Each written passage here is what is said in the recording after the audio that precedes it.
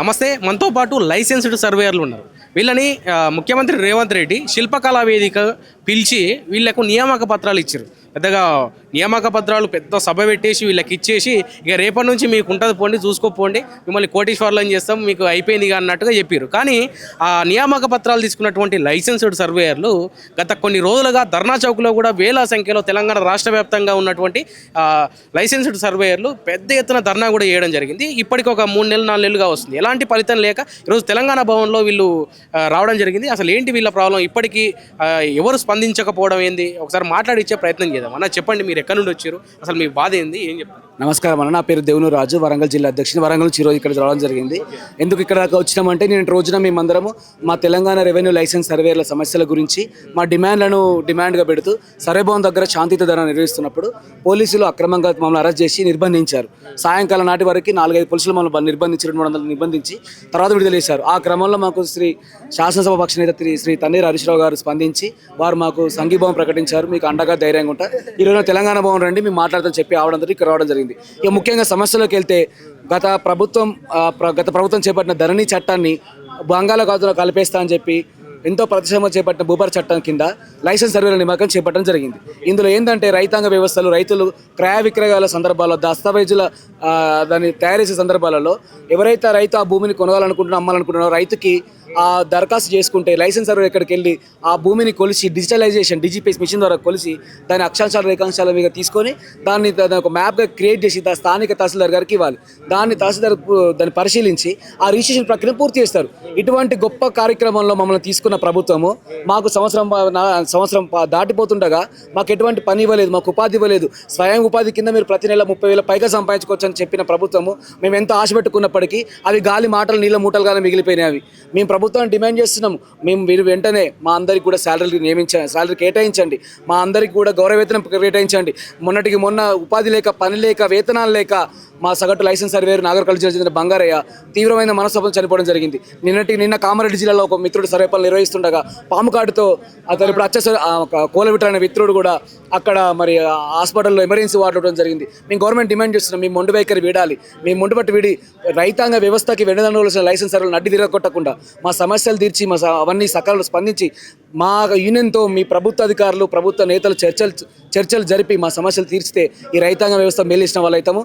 ఒకవేళ లేని ఎడల జరగబోయే ఖమ్మం, వరంగల్, హైదరాబాద్ లేక మున్సిపల్ కార్పొరేషన్లు కానివ్వండి, పట్టభద్రుల ఎలక్షన్స్ జరగబోతున్నాయి. రంగారెడ్డి, మహబూబ్నగర్, హైదరాబాద్, నల్గొండ, ఖమ్మం, వరంగల్ ఈ ఎలక్షన్లలో కూడా లైసెన్స్ సర్వేర్లు మామూలు వ్యక్తులు కాదు, వీళ్ళందరూ కూడా పట్టభద్రులమే, మేమందరూ పోస్ట్ గ్రాడ్యుయేట్స్మే. మేము ఏం చేయాలో దాన్ని తగిన చర్య చూపెడతాం, చేసి చూపెడతాం.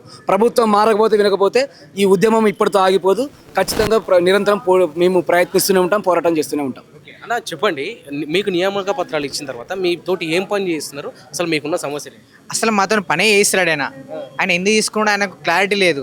ఒక రేవంత్ రెడ్డి అంటే ఆయన మమ్మల్ని గ్రూప్ 2 ఆఫీసర్ సహా ఆ తర్వాత శిల్పకళా వేదికలు పెద్ద ప్రోగ్రామ్ పెట్టిండు. అయ్యో రేపే దీపావళి, లైసెన్స్ సర్వే జీవితంలో అన్ని వెలుగులు వస్తాయని చెప్పిండు.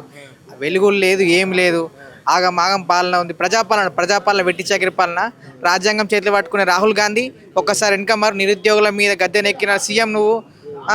ప్రభుత్వం ఏర్పరిచినావు, నిరుద్యోగుల ఆత్మహత్యల మీద నిరుద్యోగుల మీద మమ్మల్ని వాడుకొని బస్ యాత్రలు చేపించి మమ్మల్ని నమ్మబెట్టి ఏదో 2 లక్షల ఉద్యోగాలు అని చెప్పి ఈ ఉద్యోగం ఆ ఉద్యోగం అని చెప్పి మమ్మల్ని కల్లిబుల్లి మాటలతో నమ్మబెట్టిన ఈ పొంగులేటి శ్రీనివాసరెడ్డి, ఈ రేవంత్ రెడ్డి ఈ రాష్ట్రాన్ని ఇప్పుడు ఆగం చేస్తున్నారు. నిరుద్యోగులు గొంతమ్మ కోరికలు. ఇప్పుడు నిరుద్యోగులు జీతం అడితే ఉద్యోగం ఇచ్చినావు, ఇప్పుడు నియామకం అన్నప్పుడు జీతం అడిగితే పొంగులేటి శ్రీనివాసరెడ్డి గారు గొంతమ్మ కోరిక అని చెప్పిండు.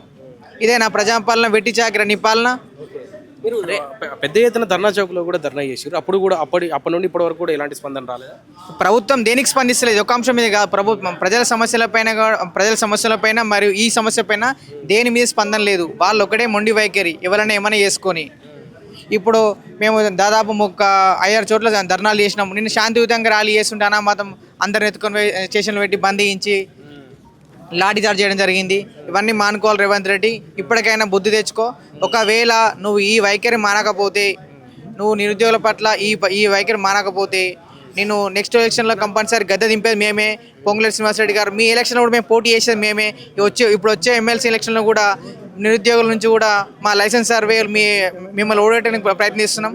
ఓకేనా, మీ డిమాండ్ ఏంటంటే ఏంటి? పేపర్ పట్టుకొచ్చింది ఏంటి? మాకు గత సంవత్సర కాలం క్రితం లైసెన్స్ సర్వేలకు పని ఉపాధి కల్పిస్తామని చెప్పారు. దాని మాకు డిమాండ్స్ ఏంటిదన్నా అంటే వేతనం కావాలి, శాలరీ. మాకు కమిషన్ విధానం వద్దు, గౌరవ వేతనం. మాకు కమిషన్ కూడా ఎంత వస్తున్నది మీకు? ఫస్ట్ 20 రూపాయలు పెట్టిండన్న, మేము ఫైట్ చేసిన పోతే 50 రూపాయలు చేసి, దాని తర్వాత 60 రూపాయలు చేసి, ఎకరానికి 60 రూపాయలు అని ఏ విధంగా సమకూరు అర్థమవుతుంది. దాంట్లో పేపర్ కట్ కూడా ఉందన్న, క్లియర్గా మాకు మెన్షన్ చేసి ఇచ్చారు. దాంట్లో అసలు ఏ విధంగా వరకు కూడా మా లైసెన్స్ కూడా క్యాన్సిల్ చేసారు అన్న. ఇదిగోన్న ఇది ఫోకస్ చేయాలన్న. ఎకరా 0 to 2 acres వరకు 1000 రూపీస్ అన్నారు అన్న. 2 to 5 acres 2000, 5 to 10 acres 5000, ఈ విధంగా పెట్టింది. అసలు దీన్ని మ్యాటర్ ఎత్తలేరన్న. రిసర్వే అని కొత్త ప్రోగ్రామ్ తీసుకొచ్చి అసలు మాకు అప్లికేషన్ చేసేటప్పుడు కూడా రిసర్వే ప్రోగ్రామ్ అని లేదండి.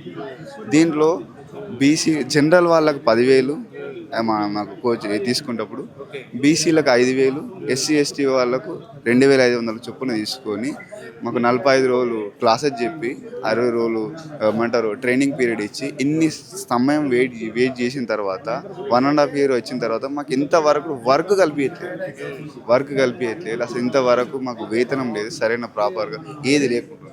మా ప్రధానమైన డిమాండ్ ఒకటి, మాకు కమిషన్ వద్దు, శాలరీ వద్దు. అది ఉన్న వేతనం 30,000 వరకు అయితే మేము వర్క్ చేయగలం. మొత్తం 6,500 మంది మేము ఉన్నాం. అన్న చెప్పండి, మీ డిమాండ్, ప్రధానమైన డిమాండ్ ఏంటి? ఎన్ని రోజులు ఇట్లా ధర్నాలు నిరసనలు చేసుకుంటుంది అన్న? తెలంగాణ ప్రభుత్వము ఎంతో ప్రతిష్టాత్మకంగా తీసుకొచ్చిన భూభారతిలోని ఒక లైసెన్స్ సర్వేయర్ల వ్యవస్థ కీలకం కానుందని ప్రభుత్వం నోటిఫికేషన్ ఇస్తే ఆశపడి ఆ రైతులకి ప్రభుత్వానికి మేలు చేసిన వారు అవుతామని మేమందరం ఫీజులు కట్టి ట్రైనింగ్లు తీసుకొని లైసెన్సులు తీసుకున్న టెక్నికల్ స్కిల్డ్ పర్సన్స్ మమ్మల్ని ఈ యొక్క రిజిస్ట్రేషన్ ప్రక్రియలోని ఒక మ్యాప్, మేమిచ్చే మ్యాప్ ద్వారా క్రయ విక్రయాలు జరుగుతారన్న ఉద్దేశంతో రెవెన్యూ గ్రామానికి 6 నుంచి 7 మేము నియమిస్తాము, మీరు ఉన్న గ్రామంలోనే మీరు గౌరవంగా జీవించవచ్చు అంటే మేము ఆశపడి వచ్చాము. కానీ లైసెన్స్ మేము పొందుకున్న తర్వాత ఆ పని కాకుండా మాకు రీసర్వే పని చేయాలి అని చెప్పేసి మాకు ఉత్తర్వులు రావడంతో మేమందరం ఆ ఉత్తర్వులలో ఎకరానికి 60 రూపాయలు ఇస్తామని చెప్పేసి చెప్తా ఉన్నారు. అది మాకు ఎంతమాత్రం గిట్టుబాటు కాదు అని చెప్పేసి మేము మాకు ఒక గౌరవంగా జీవించడానికి ఒక గౌరవ వేతనం ఇవ్వాలని, మాకు ఉద్యోగ భద్రత కల్పించి మమ్మల్ని అందరినీ ఆదుకోవాలని చెప్పేసి మేము ప్రభుత్వాన్ని డిమాండ్ చేస్తూ ఉన్నాము.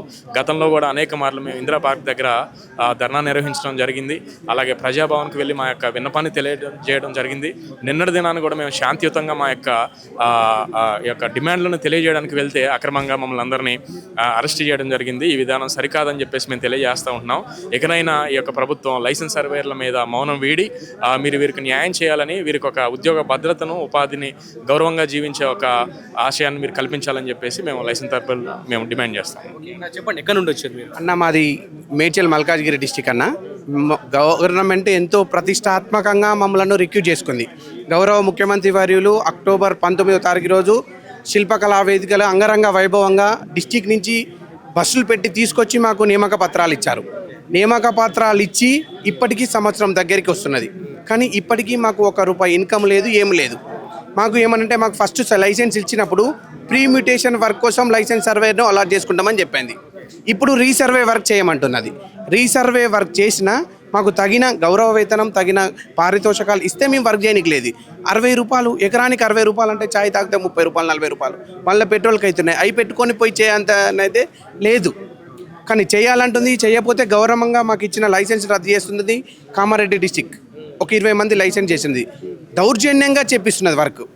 చేసినా కూడా మాకు తగిన నిన్న ఈ లైసెన్స్ లేక సంవత్సరం నుంచి మానసిక క్షోభై మన నాగర్ కర్నూలు డిస్ట్రిక్ట్ బంగారయ్య అని హార్ట్ అటాక్తో చనిపోయిండు. కామారెడ్డి డిస్టిక్లో విఠల్ అనే వ్యక్తికి ఈ సర్వేకి పోతే పాము కాటేసి 4 రోజుల కంచి హాస్పిటల్లో ఉన్నాడు. ఇట్లాంటి అగంతాలు ఎన్ని జరిగినా కూడా ప్రభుత్వానికి చింత చలనం అనిపిస్తలేదు. మా జీవితాలతోటి ఇప్పటికీ 1 year నుంచి మా జీవితాలతోటి ఆటకుంటుంది. గవర్నమెంట్ తోటి మేము మాట్లాడదామని పలుమార్లు ప్రిన్సిపల్ సెక్రటరీ దగ్గరికి, మన కన్సర్న్ మినిస్టర్ దగ్గరికి, మా సీఎం రేవంత్ రెడ్డి దగ్గరికి కూడా చాలా మార్లు కలవడానికి ప్రయత్నించాము. మాతోటి కలిసి మాతోటి మాట్లాడతలేరు, మాకు తగిన న్యాయం చేస్తలేరు. ఇప్పటికీ మేము పలుమార్లు సర్వే భవన్ మా కన్సర్న్ మినిస్టర్ మా జేడీ ప్రసన్న లక్ష్మి గారి దగ్గర కూడా చాలా మార్లు వెళ్ళాము. ఆమె మాకు మాట్లాడే అంత టైం కూడా ఇవ్వడం లేదు. దీనివల్ల మేము చాలా అంటే ఒక 1 ఇయర్ నుంచి చాలా మానసికంగా ఆర్థికంగా చాలా క్షోభకు గురవుతున్నాం. మాకు ఒకటే మా యొక్క ప్రధాన డిమాండ్, మాకు తగిన పారితోషికము గౌరవం ఇచ్చి గవర్నమెంట్ మమ్మల్ని ప్రోత్సహించాలి. దానికి మేము సర్వే చేయడానికి రెడీ ఉన్నాం. గవర్నమెంట్ మీరు ఎంతో ప్రతిష్టాత్మకంగా తీసుకున్నందుకు మేము వర్క్ చేయడానికి సిద్ధంగా ఉన్నాం. కానీ అసలు మేము వర్క్ చేయడానికి మాకు వర్క్ ప్రొఫైల్ లేదు, మాకు పారితోషికాలు లేవు, జీతాలు లేకుండా వర్క్ చేయాలంటే చేయలేము. ప్రధాన డిమాండ్ మాకు గౌరవ వేతనం కేటాయించాలి గవర్నమెంట్. ఇది తెలంగాణ భవన్ వద్ద ఉన్న పరిస్థితి.